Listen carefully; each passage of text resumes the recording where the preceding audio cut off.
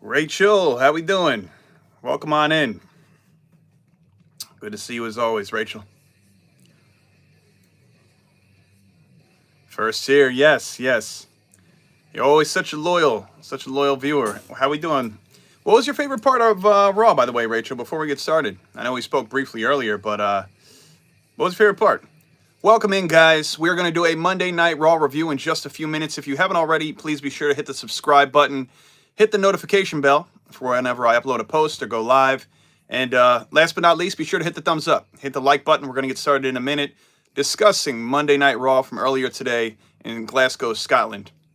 Thought it was a relatively decent show. It wasn't as good as last week, but it was still decent. So we got a lot to talk about. Hey, Aaron, thank you, brother. Great seeing you. Missed you guys over the weekend. I tell you, 2 days away from my crew here feels like a whole week, an eternity, but hope all is going well with you guys as well. Seeing you either here on YouTube Live or TikTok Live. Thank you guys for always, participating and making sure to show up. So I appreciate that. You say Cody Rhodes slaying it towards Cena. Yeah, I liked what we saw from Cody today. I did. I did enjoy that segment, even though a lot of it was very reminiscent of last week. There's no physicality today. I thought, by now, especially what happened at the Chamber to Cody, the way he was taken down by The Rock, by Cena, and Travis Scott, right? I thought by now, after 2 encounters with Cena, there definitely would have been some level of physicality by now in Cody attacking Cena. So he's had great restraint. I think tonight he was a little more ready to go after John Cena than last week. But nonetheless, I like this show. We're going to go over everything as we always do here on Mondays and Fridays. Review Monday Night Raw and Friday Night SmackDown every Monday and Friday here, guys, on YouTube Live specifically. Of course, I catch a lot of you guys as well. Either it's that night or at different times throughout the week on TikTok Live as well. So be sure to subscribe here on YouTube. You can follow me on TikTok, Instagram, X, and Facebook as well. So we'll get started in a couple minutes. Let some people file on in here. R&B, hi, how we doing there? How we doing? Again, guys, be sure to hit that subscribe. Nas, good seeing you. What's up, brother? Yeah, Rachel, I'm going to do my best to hop on TikTok as I typically do. Try to get my energy up a little bit to get onto TikTok after this live review. But again, guys, thank you for joining me tonight, and we're going to get started in just a couple of minutes. In the meantime, feel free to let me know in the chat, what was your favorite part of Monday Night Raw tonight? All right, what did you enjoy most? As you guys file on in here, be sure to hit the like button. And again, you new subscribers, welcome. Be sure to, again, hit that button, guys. And we're going to get started. We got one more week of an early start time for Raw, I believe next Monday in London, England. And then starting in April, they'll be back in the States for Monday Night Raw. So, Miller, what is up? What is 1 + 1? No difficult math questions, all right? Be sure to hit that follow there. What's up, Wesson, Jeff? Welcome in. Subscribe and hit that like button. Welcome in, guys. Rachel said, I love the EO. Yeah, I love that about EO too. Again, next week, it should be a fun match. EO, Rhea, Bianca, Belair, special guest referee. I think when all is said and done, that's how they justify getting that triple threat match with Rhea being added, right? I don't see any title changes. Maybe there could have been a title change if there was a legitimate referee next week, but with Bianca reffing, there's just no way. So we're getting that triple threat for sure. Let's see. Do you like Michael Jackson or Juice WRLD? Do I like either one of those, Jeff? Yeah, I'm more of a Michael Jackson guy than a Juice WRLD guy. Rachel says, I had a great day yesterday. Awesome. Yeah, gotta love the Jonas Brothers, right? All right, guys, going to start up in 2 minutes' time with a full review of Monday Night Raw. So if you watch the show, great. And thank you for the 2 new subscribers I just saw on YouTube. Thank you, guys. If you watch Raw today, great. Then you'll know what we're discussing here, and you can follow along pretty well. But if you haven't caught Monday Night Raw earlier in Scotland, I'll be sure to catch you up on everything and what to look forward to going into the rest of this week, and, of course, on the road to WrestleMania next week on Raw as well. So going to start in 2 minutes, guys. In the meantime, hit that like button and continue to subscribe if you are new here. I don't want to be rude. Hey, boy. Jeff, why wouldn't I have a WWE room, brother? It's a studio. It's where all the magic happens. Parker, welcome on in. Post on my stories a lot. Yeah, I saw that, Rachel. I actually saw that earlier today. That looked pretty awesome. You said that was yesterday, right?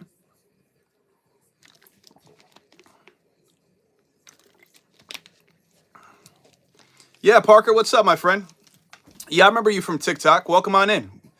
Thanks for, like many, making your way over from TikTok to YouTube here. Again, thank you guys for subscribing as well. We're going to start in just a minute. Full review of Monday Night Raw. In the meantime, again, chime in and let me know what was your favorite part of Monday Night Raw if you caught it earlier today. There's just an hour difference. Instead, last week was 3 p.m. Eastern Time. This week was 4 p.m. Then I believe next Monday it's 3 p.m. Eastern Time as well. So, all right, we're going to start off, obviously, we do it chronologically as we always do. We're going to start off with the John Cena promo, followed by Cody making his way out. Very reminiscent of last week, so Dragon Lee does impress me since he's been on the main roster. What's up there, Wiccan? Look, I like Dragon Lee, and I know they're doing the whole Chad Gable angle right now. I hate when they do the unmasking, like they did today. I don't mind when they tease it, they start unlacing the mask and all that, but I don't mind Dragon Lee. I mean, I don't think he's getting over massively by the crowd, being aligned with Rey Mysterio or not. But I don't know, man.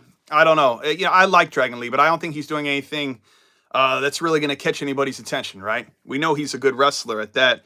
Let's see. Well, I'll be on TikTok tonight. It's still up in the air, Parker. I may hop on TikTok later tonight. We shall see. All right, guys, we're going to start the Monday Night Raw review right now. Again, welcome in. Familiar faces. I see a lot of you, some new people here. Again, thank you for the new subscribers. Again, guys, continue to hit that subscribe button and the like button as well, all right? As we forge forward here to 800 subscribers. I want to get that done before the end of the month.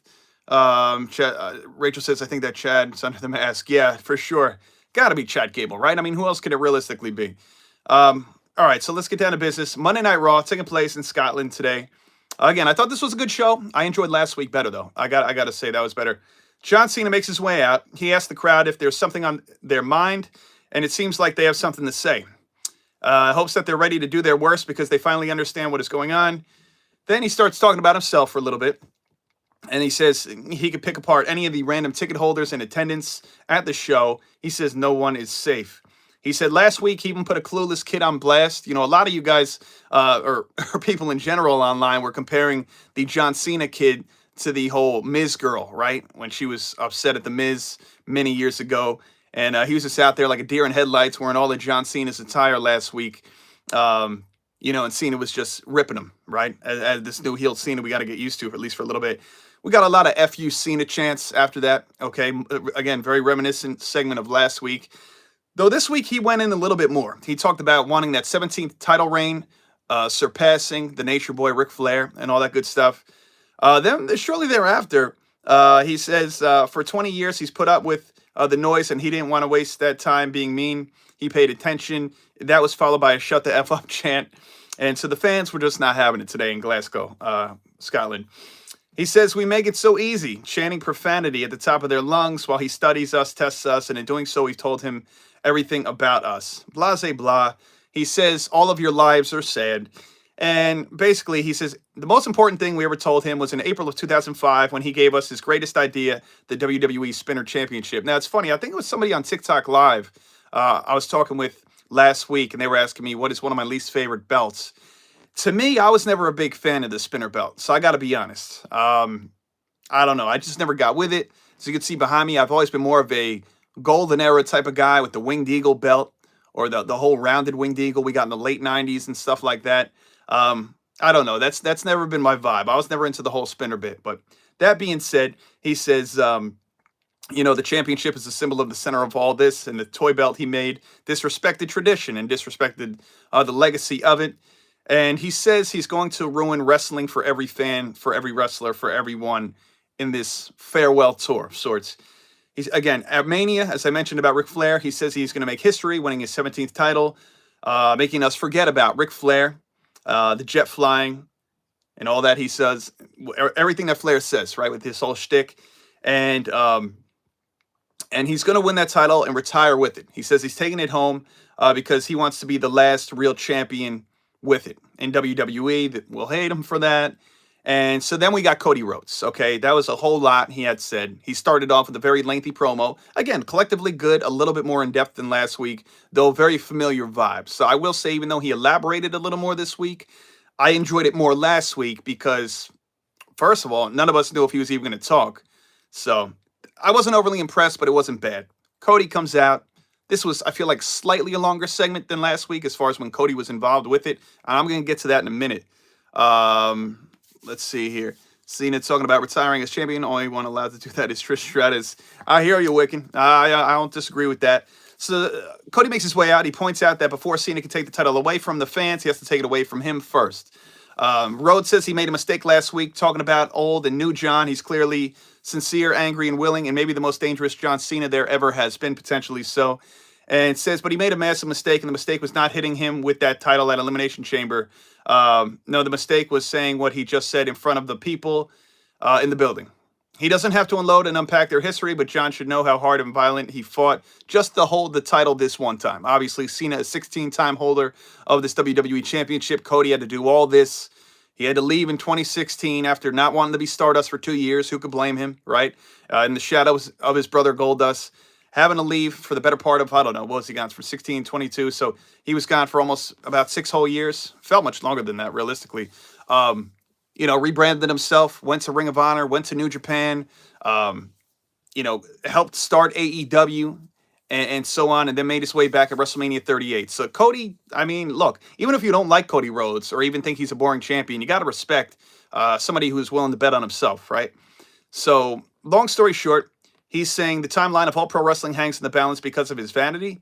He wants to take the belt. Rhodes lays it on the mat in front of him and takes his tie off, opens up his shirt, and basically says, take it. So it looked like the two were going to go fisticuffs for a little bit. I was excited. I said, okay, finally, we're going to get some level of physicality between Cena and Cody, because I thought we were going to get that last week. I mean, I don't know about you guys, but if you were Cody, right, on Elimination Chamber March 1st, and you were disrespected and beat down the way that Cena, Rock, and Travis Scott took it to him, wouldn't you want to save words for later and just, roll up your sleeves and go at it? I know I would. So Cody, again, Cody has great restraint. Because the last 2 weeks he hasn't got physical or even sucker punched John Cena, even though that's not his MO. I'd give him a pass. So getting back, and let's wrap up this bit here with the opening segment of Cena and Cody.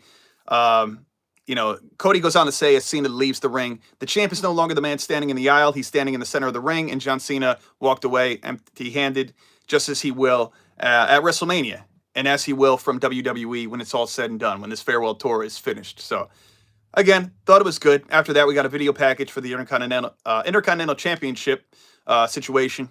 And then this would then lead to the tag team match where we were wondering who's going to be Jey Uso's tag partner against A-Town Down Under. Relatively good match, and we're going to get to that in a minute. Let's see. Wiccan says, do you think Cena would get more heat if he wore all black suit? I don't know, Wiccan. A lot of us assumed Cena was going to have different theme music, have a different look, not come out with the jorts and the hat. And he hasn't changed his song. He hasn't changed his look. He's just changed his approach. He even still brings the towel out, except he doesn't throw it to the fans. He doesn't do a tip of the cap. He doesn't run down the aisleway. He leaves the towel on the mat. And so that's pretty much that. So he's done enough to change himself, but he hasn't done a complete 180 as we thought we'd see, right? Just a couple slight tweaks. 31 says, I am still waiting. What are they going to do with Alexa Bliss? Yeah, we'll have to get to that later. Even if I hop on TikTok later, maybe I'll elaborate more so on the Alexa Bliss SmackDown bit. But, I mean, at this moment in time, your guess is as good as mine as if and when she's going to join the Wyatts or be on TV. Now it says, is Cena ever going to bring up The Rock? Yeah, you would think. Two consecutive weeks, Nas, right? I'm led to believe that maybe he doesn't bring him up at all because we're going to see him next week on the 31st in London. And then after that, who knows if and when we'll see Cena in April on the road to WrestleMania. Maybe we see The Rock once or twice. I feel like The Rock is going to elaborate on Cena, but I feel like Cena's not really going to say much in regards to The Rock. So I don't know. I'm very surprised. Two things, that there's been no actual physicality between Cody and Cena, and that he hasn't mentioned The Rock in any regard. Rachel says, I read somewhere that heel Cena, a turn not supposed to last long. Yeah, I don't see it lasting super long either, Rachel. Like I said, the earliest, maybe May, he goes back to babyface, which I find that being incredibly short. And it's short regardless, even if he goes back to babyface in July or August. So, again, we don't go into September 1st with a heel Cena. I just don't see it, especially with this being his heel run, or his farewell tour, rather. So look, guys, appreciate you being here. Again, if you just got in, hit that like button. For all my new subscribers, thank you. If you have not subscribed already, be sure to hit the subscribe button as well. We got a couple at the start. Let's see if we can get at least 2 or 3, more subscribers throughout the course of this review. And again, on our way to 800 subs on YouTube. So we're going to move to the tag team match. a lot of us were wondering who's going to be Jey Uso's tag partner. Will it be Jimmy Uso? They haven't tagged in a very long time, better part of almost 2 years. Would it be Joe Hendry because they're in, Scotland? Ends up being his brother, Jimmy Uso, who comes out shortly after Jey Uso's theme came out. So this was a relatively good match. I'm going to jump right to the end here because we got a lot to talk about. The Usos win with a 1D on Austin Theory. Jay gets the win, the pin in the win. Post-match, Gunther knocks Jim off the top rope, brawls with Jay. Super kick staggers him. Another super kick puts him in the corner. Uso was then lined up, but his ankle gave out. So last week, everybody was talking about Jey Uso. I mean, not me, because mistakes happen, right? Everybody was all over Jey Uso last week because he botched a little bit when he went over the top rope for that spot on A-Town Down Under. And here he slipped in the corner a little bit. But I will say this, when we get to a later part of the show, backstage, I did like the fact that Jimmy Uso brought it up into reality of the situation with Jay, saying, what happened, man? Last week, you're not yourself. You botched that move, basically, and then this week you slipped in the corner. So I did like them acknowledging that because so many people, they were able to add it into the storyline. So, again, post-match, Jim lines up to take out the ring general. The ring general lights him up, beats him with an elbow until Jimmy Uso returned with a steel chair in hand. He rolled out of the ring just in time, and that was pretty much that. But I did enjoy the match. Good to see the Usos back together for the first time, like I said, in a better part of almost 2 years since they've tagged together. Probably since, spring, summer of 2023, because I know Jimmy turned on Jay at SummerSlam 23 in that match against Roman for the Universal Championship. So next up, we would have some backstage back and forth. Liv Morgan gave Raquel Rodriguez a pep talk prior to her match against Lyra Valkyria for the Intercontinental Championship. Dom is feeling down. Liv gives him a pep talk. Liv was just giving pep talks all around for the Judgment Day. We also saw some hype for tomorrow night. Stephanie Vaquer defends both of her titles. Her North American title against Fallon Henley, who she defeated a month ago at Vengeance Day, and then she'll be defending her NXT Championship, newly won championship 2 weeks ago against Julia against Jada Parker. So that'll be a lot of fun. I know I'll be locked in. I probably won't be reviewing NXT tomorrow, but maybe I'll hop on TikTok Live after and be sure to discuss that a little bit. Then we see Bayley giving Lyra a pep talk, and we go to a break here into the commercial break. So we got a lot of pep talks going on backstage, in short. Then where is it in my notes? I don't want to lose it here. Here we go. We're back from the commercial break. We get a hype reel for El Grande Americano, aka Chad Gable. It was just an absurd, hype video for him. If you saw it, I'm sure you got a laugh out of it. Then they pan to the LWO. They show Rey Mysterio and Chad Gable. Rey Mysterio and Dragon Lee at first, saying, basically, what the hell is this? They're asking Adam Pearce what exactly what's going on here. It's ludicrous. It was clearly Chad Gable. And so Chad Gable ends up rolling up on Adam Pearce and them with a doctor's note saying he's unable to compete tonight. Ray threatens to fight Chad in the parking lot. Gable suggests that Dragon Lee fight El Grande Americano. And that was the match we would get a little bit later on in the night. And yeah, that was bizarre. I don't know. What do you guys think of the whole Chad Gable angle? Are you feeling it? Do you think it's any bit funny? Do you think it's corny? Feel free to let me know in the chat with this whole masked bit. What's up, Sans? How we doing tonight? Welcome in. Be sure to hit that like button and subscribe. Welcome. 31 says, you think Seth and Roman rivalry will end their final chapter this WrestleMania? I don't think it's the final chapter for them, because maybe if it was one-on-one, right? Being that Punk is involved, I don't think that's the finality of their feud. So I'm really curious. A big part of what happens with Paul Heyman, especially if it happens at Mania, decides where the feud goes after it. Will it be Roman versus Seth? Will it be Roman versus Punk? I was assuming this whole time that, maybe after Mania, post-Mania, we may be getting Roman versus Punk. But we very well may be getting a continuation between Roman versus Seth or Punk versus Seth. It could go so many ways. So I'm really not so sure yet. I love that slap to Gunther from Jimmy. Oh, that one backstage we would get a little bit later, Rachel. Yeah, that was a solid slap, to say the least. When we'll get to that in a little bit. When Gunther says to Jimmy, "Sure, we could have a match next week. Just don't trip like your brother." And yeah, he slapped the hell out of him. Aaron says, "Jay, who's doubting himself, angle is kind of lame. They are really struggling to draw excitement." Yeah, they're really. they're really pulling at all angles or any grasping at straws, Aaron, to try to find a way to build relevancy. Because I agree with everybody. I mean, I'm happy for Jey Uso getting this opportunity for the world title at Mania, but I mean, to say it's intriguing is, not even remotely is it intriguing. Even if this was for a mid card title, not to mention it's for the world title. So, yeah, I get it. I totally get it. We would have Lyra Valkyria then going up against Raquel Rodriguez for the Intercontinental Championship for the women, obviously. So-so match. So-so match. I've seen Lyra do better. Lyra was formidable. Raquel looked pretty good. But Lyra, I don't know. She early on, there seemed like Lyra was just a little off tonight. Lyra does get the win, though, by a victory roll-up, with a pinfall roll-up for the win, and retains. So post-match, Liv beats Lyra down. Bayley makes the save. Bayley looked damn good tonight. So, good for Bayley. She was also giving Lyra advice going into the match. So a lot of us thought we may see Becky and Lyra at Mania for the IC title. Now, being that Becky has not returned, I'm led to believe that maybe we get a friendly fire like possibly Lyra versus Bayley Intercontinental Championship match at Mania. Gives Bayley something to do. Obviously, gives Lyra an opponent. So what do you guys think of that? Do you have any interest to see Bayley versus Lyra at Mania for the IC title? I'll say this. I'm not overly intrigued. Do I think it'll be a decent match? Yes. Especially, I think Lyra will win. So again, Bayley will help put Lyra over, just adding to the legitimacy of her and her title reign as the inaugural IC champ. So I'm here for it. It's something for her to do. The IC title is on the show. Lyra's defending against a multi-time champion in Bayley. So for all those intents and purposes, I'm here for it. I'm not chomping at the bit about it, but I think that's if there's no Becky, I think that's the next best thing you could probably do in a very lackluster women's mid card on the Monday Night Raw and Friday Night SmackDown end of things.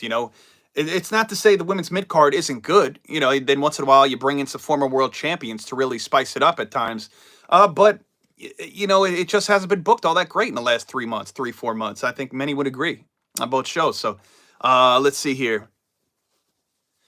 Hey, what's up there, Val? Did I see, what was that? What championships, Val? Good seeing you as always. Tony says he thinks Cena's going to pull a Mark Henry and not retire. Tony, I've heard that mentioned a couple times throughout the last couple of weeks. I'm not totally ruling it out. Though I do think he'll still be done at the end of this year. I'm leaving a slight, maybe 10%, 15% possibility that he may take the opportunity to go into 2026, but I doubt it. Hey, Val, no, I did not. I have not. How was it? Or how's it been, Val? Sorry, guys. Let's see here. Wiccan says, I see Bayley ending Lyra's run, which will then give us Bayley versus Roxanne. Oh, okay. See, okay. Yeah, I mean, hey, look, Wiccan, I'm not totally opposed to that either. If Lyra gets over and beats Bayley, to add to the legitimacy of her title reign and giving her a major WrestleMania win, good for Lyra. But hey, I have no issue if Bayley is to dethrone Lyra and, like you said, eventually fall into a feud with Roxanne. Then maybe Bayley's just a quick transitional champion and then Roxanne takes her down. Either way, and like I said, I know they aren't going to do Roxanne and Lyra at Mania, but that would be a callback to their match last year at Stand and Deliver that same weekend, where Roxanne dethroned Lyra and then had a just over 9 month run as champion. A great NXT Women's Championship run in 2024. So, yeah, we'll see. I know. All right. Val says, you were at the hospital. You're good. You need prayers. All right. Prayers out to Valerie, guys. Maybe send some, prayer emojis in the chat for my good friend Val here. I hope all is well, Val. I'm sorry to hear about that, but I'm glad you're seemingly doing better. Glad you're doing better. Nas said, as far as the show went, you stopped caring about Chad Gable and he lost to Sammy 3 times in a row. Yeah, I hear you, Nas. But I don't lose faith in Chad Gable because here's the thing, right? It's easy to lose faith in the pro wrestler or the character. Here's the thing. It's easy to lose faith in somebody's booking when they're constantly not being booked well. I get that. But even though Chad Gable, by now, in my opinion, should have definitely been a singles champion in some regard, I hold on to faith because I feel like Chad Gable will eventually have that crowning day, that crowning moment as a singles champ. Maybe we're a year away from it. Maybe a U.S. championship or something on SmackDown. But Chad Gable, man, he's definitely good enough. Like I have faith in Chad Gable, the individual, the wrestler. He looks great. He wrestles great. But I agree. Chad's booking through the years, especially, has been very up and down. So that I understand. Let's see. I do know Mark Henry's his monster. He's going to college. He'll be an NFL. Yeah, Tony, I hear you. He was wasn't his son Jacob signed to WWE a few months ago. Um, Appreciate the emojis for Val and there, Rachel. Lost faith in the booking. We all know his greatness. Okay, yeah, fair enough. I get that, Nas. I get it. Tony says Chad's booked bad. I feel bad for him. Zack Ryder all over again. You say 31 says dream match: Seth versus Roman versus Moxley. Then Becky versus Bailey versus Charlotte versus Sasha. We'll never get those matches. Yeah, I hear you, 31. I hear you. That'd have been cool. Never say never. I know Moxley and Mercedes are over there in AEW, but hey, we'll see. Never say never. But I get it. I get it. Obviously WWE's on the backlash now. WrestleMania. It's the problem. Yeah, I hear you. I get it. You guys all have a lot of valid points in the chat. I see that for sure, Nas. So again, Lyra got the win over Raquel. Her and Bailey, I think, is the match we get at Mania. Does Lyra get a notable win over Bailey, or does Bailey, dethrone her and, like you said, maybe eventually run into a feud with Roxanne Perez down the road? By the way, congratulations! Even though the news broke 3 weeks ago, but it was officially made by WWE today that Earthquake and Typhoon, the natural disasters, are going into the Hall of Fame. I'm a big fan of both of them. Being a fan of pro wrestling, WWF specifically, getting into it in the late '80s, I got to see the feud with Earthquake and Tugboat. And then eventually they became a duo. Tugboat turned heel, became Typhoon, and then Earthquake and Typhoon, the natural disasters, first running heel, then face. I know they were tag team champions at least once. I don't think they won it twice, but at least once. But nonetheless, congrats to them, man. I'm happy they made their way in. And a lot of us thought it was going to be Demolition this year. I'm good with either one because I actually really like the natural disasters.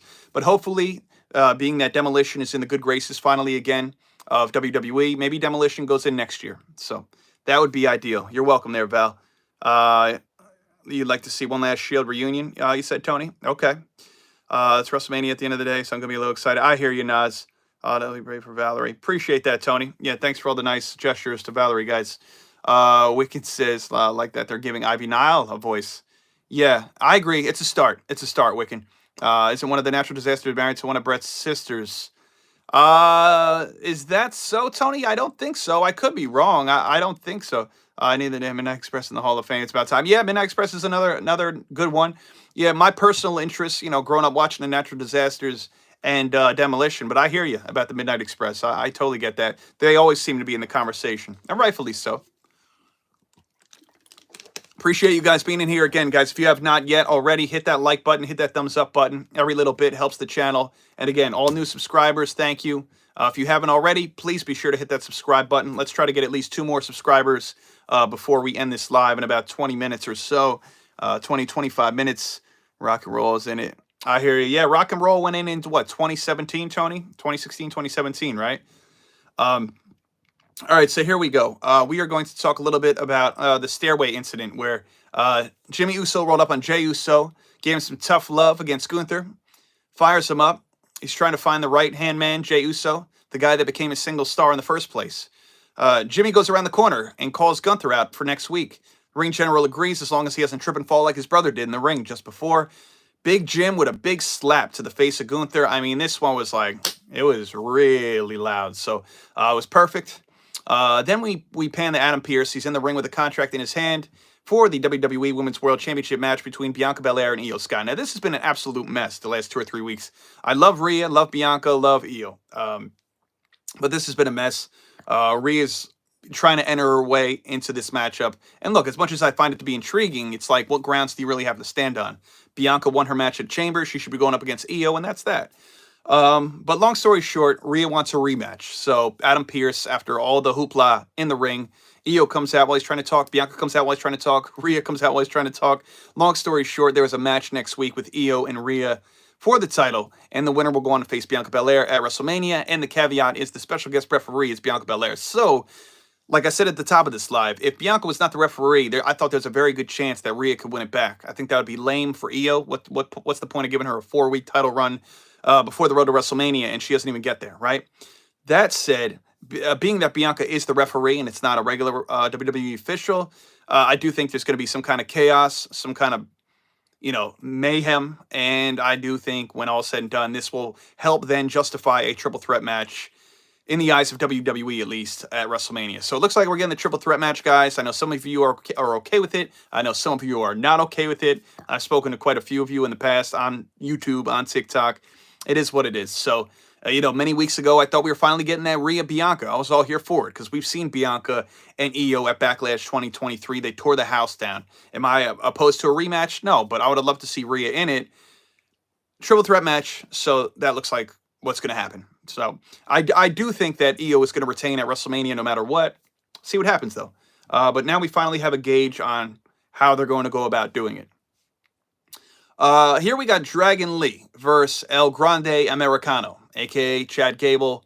Again, good match. Dragon Lee's great wrestler. Grande Americano, a.k.a. Chad Gable. We know he's a fantastic wrestler. El Grande Americano wins by submission with an ankle lock. That's because he basically, pulls off the mask of Dragon Lee. And so he was beside himself, too busy covering his face. It's one thing you don't do. You don't pull off a luchador's mask. It's a major no-no. And so that's how that went. They then followed it with a hype reel for Legends Future Great Show, video package with Punk, Reigns, Rollins. And then I believe this is around the time CM Punk would make his way to the ring to have his brief segment. There was no Rollins and Reigns like we had Friday with him, but we would get CM Punk on the mic. And we're going to talk about that CM Punk segment in just a minute, guys. So, again, thank you for being with me here the last half hour. Be sure to hit the like button. Be sure to subscribe if you have not already. And Rachel, thank you for the coffees. I had some coffee earlier today, but I'd be lying if I said I didn't need one right now. I could easily use a nice iced coffee like you got pictured. Let's see here. The Usos are so good. This guy's situation has been a mess. Yeah, it has been, Tony. Even if it's chaos by design, it's definitely been a mess. The Usos, yeah, they are good. Triple threat is the only way Io retains, in my opinion. I hear you, Wiccan. Yeah, I hear you. And somehow through all this, it's the best way to justify it. Not that you need to justify Io retaining, but I guess to find a way to protect Rhea and Bianca in the midst, because it's going to be probably just utter chaos at Mania. I got confused. Typhoon is married to Dusty's sister. He's married to Dusty's sister. Okay, interesting. Did not know that. Ain't nobody complained when Dragon Lee tried to unmask Americano. Yeah, it's a good point. Good point you bring up. I mean, he completely took the mask off. He had to cover his face. So CM Punk makes his way out. By the way, they plugged Stephanie McMahon's new show coming out Wednesday. I know Dark Side of the Ring starts tomorrow, right? Dark Side of the Ring premieres tomorrow night. And then Wednesday, Stephanie McMahon's new show or podcast, whatnot, debuts. Stephanie's Places or something like that. It's called. That debuts on Wednesday. But Punk comes out, says he's happy to be there in Glasgow. He's not in a good mood. He's a little PO'd, tired, jet-lagged, and all about the uncertainty on his road to WrestleMania. He says apparently he has a match, but he wants he's not getting it, or is he? Now, this is where we talk about Paul Heyman and that favor he has to call in, right? What is that favor, guys? I know we've been talking about this for a month now. Well over a month, actually, since Survivor Series. So what is the favor? Does anybody have any inclination of the favor that Punk is going to cash in through Heyman? Is it the main event spot for these three men to finally main event WrestleMania for himself? Is it him being interjected or placed in the match with Cody and Cena somehow? I don't know. But you guys let me know. What do you think? Is it something post-Mania? We'll see.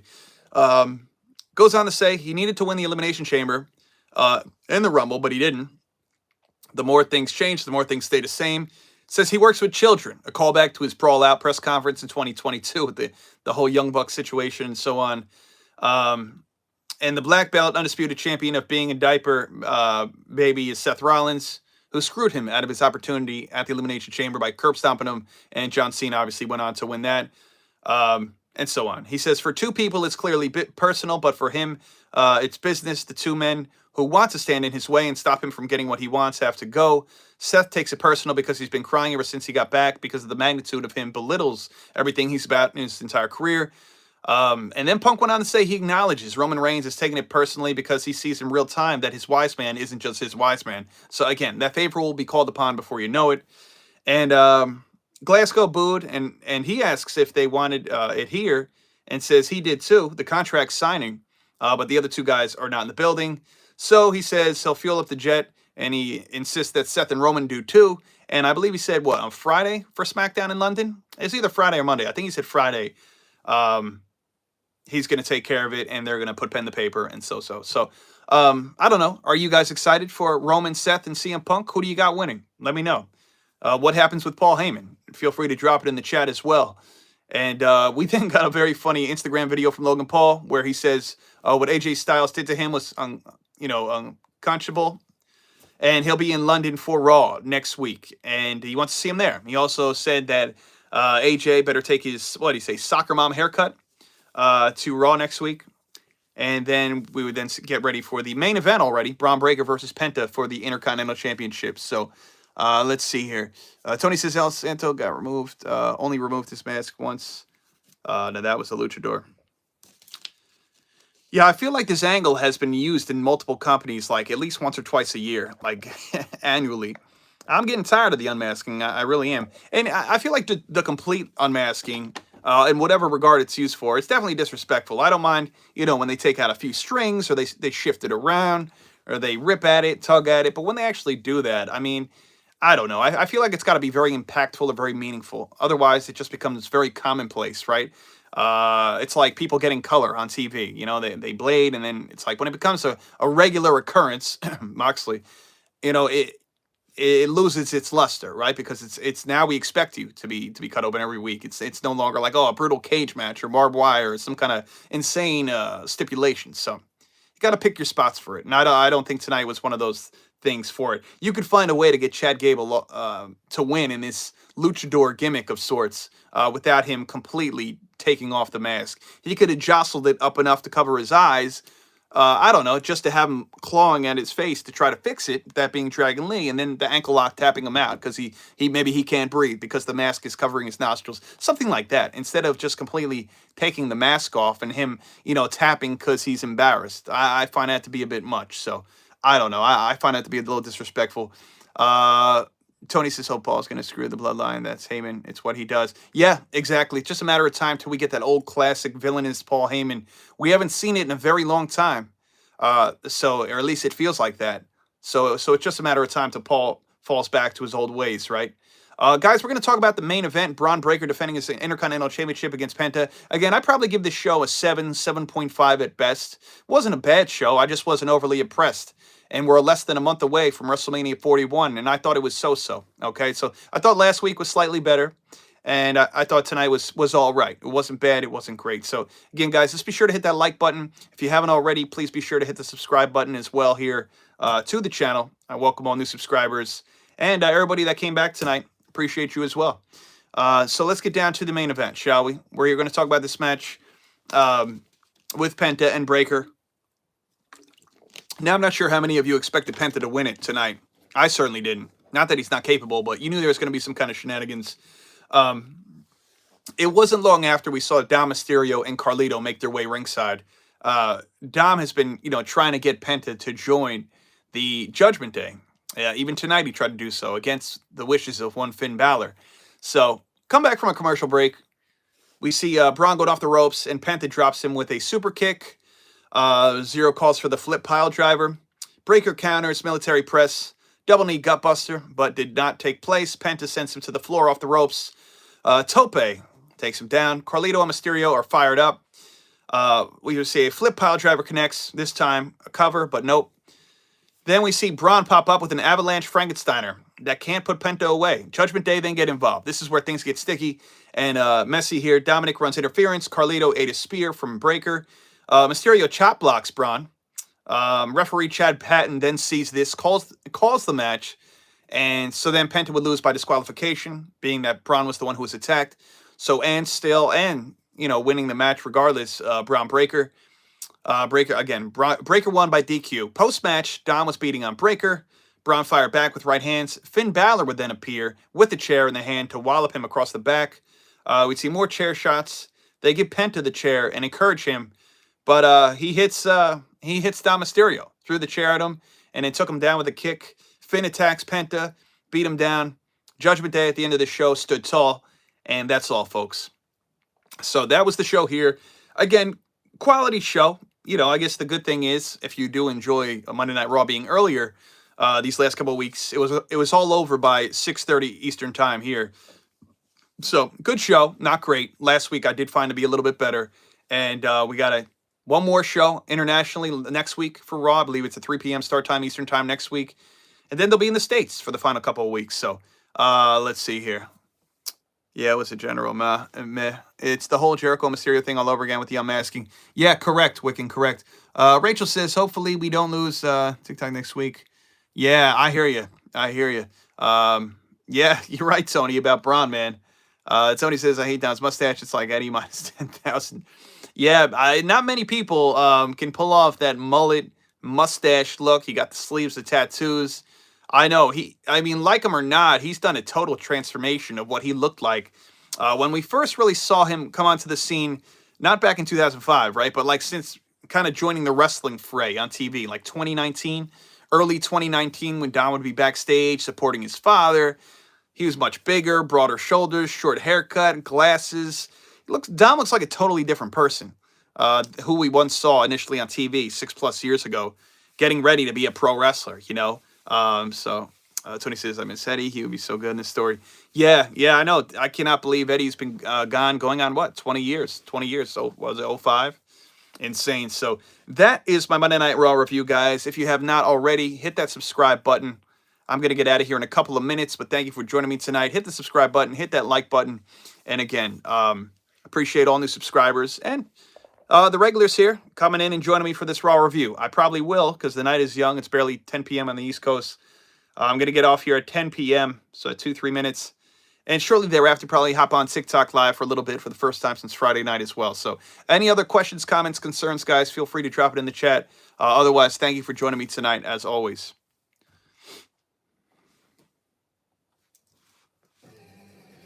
Aaron says, the Judgment Day has to break up one of these days, right? Storyline's getting old. Yeah, I would assume so, Aaron. You know, I think the biggest thing is you got to get Finn out of there, right? And then kind of begin to recalibrate. You know, you get Finn out of there, so you have Liv, Raquel, Carlito, and Dom. And then when JD McDonough returns, is he immediately back into the fold, as I think he should be? Is he out because he supports his former tag team partner and longtime compadre Finn Balor? Who knows? And then what happens if and when Aleister Black shows up? Now, it seems like he's going to show up on SmackDown. For weeks, a lot of us were thinking he may come in as a new potential leader of Judgment Day. But if Aleister's going to be on SmackDown, then yeah, maybe they blow up the whole Judgment Day bit. And I don't think anybody's really going to miss it at all, right? I really don't think anybody's going to miss it. I know I sure won't. They ran its course. They had a good, solid couple of years with their initial crew for the first 2.5 years, and then this most recent crew we got. Wiccan says Ray should start working with the back storytellers. Maybe luchadors will get more relevant.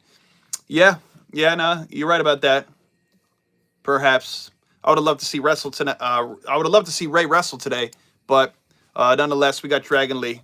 I know he's not quite Ray, but Dragon Lee is very good. But I know character-wise, nobody's really truly impressed with what we got going on there, right? All right, guys. So look, I'm going to wrap up here. Again, if you have not already, hit that like button, hit that thumbs up button in the corner. And also, please, if you will, subscribe to the channel. As always, thank you guys for joining me. I'll be back on YouTube Live Friday night, immediately following Friday Night SmackDown for a full review, as well as I always do Mondays and Fridays, immediately following, or at least shortly thereafter, these days on Raw, with my Monday Night Raw reviews, my Friday Night SmackDown reviews. And as to subscribe, you could also follow me on TikTok, Instagram, X, and Facebook if you haven't already. And thank you guys for joining me. So I will catch you next time. At least here, I'll catch you Friday night after SmackDown. And I'm probably going to, if you got TikTok, I'm going to head over there in a little bit, guys. Probably 10 minutes or so as well. I'll be going live. So I will see you in a few. Thank you as always. And have a great rest of your night. See you soon.